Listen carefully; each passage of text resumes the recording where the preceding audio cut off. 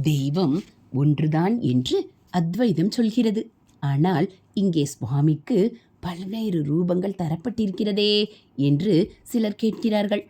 அரசாங்கம் என்பது ஒன்றுதான். அதற்கு ஒவ்வொருவரும் வெவ்வேறு வகையில் வரி செலுத்துகிறார்கள். அரசாங்கத்துக்கு நாம் செலுத்த வேண்டிய வரியை ஒவ்வொரு பகுதியிலும் வெவ்வேறு அதிகாரிகள் கலெக்ட் செய்து அதை அரசாங்கத்திடம் ஒப்படைக்கிறார்கள். அதே போல வெவ்வேறு விதமான வரிக்கு வெவ்வேறு அதிகாரிகளை நியமித்திருக்கிறார்கள்.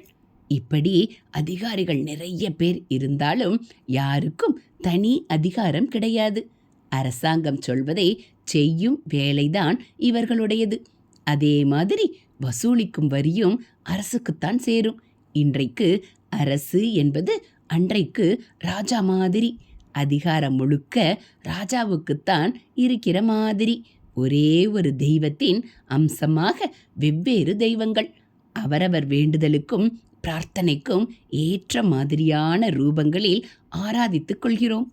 அதாவது வெவ்வேறு ரூபமான தெய்வங்களின் மூலம் எல்லாமான ஈஸ்வரனை அடைவதே நோக்கமாக இருக்கிறது.